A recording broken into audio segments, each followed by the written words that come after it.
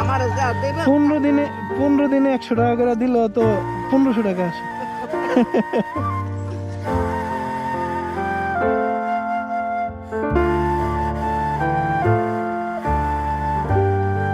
এখন ওটার দাম ধরেন।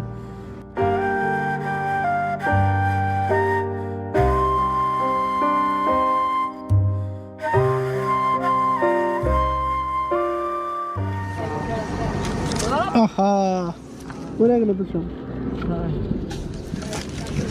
4,600 টাকা।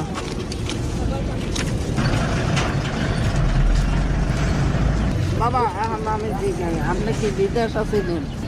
হ্যাঁ বিদেশ থাকেন? না আমি দেশেই থাকি। দেশে থাকেন কি চাকরি করেন? আচ্ছা এখন এটা নিমু কেমনে? আপনি কইলেন না বলে আমি যেমন পারি আমি তো কই আপনি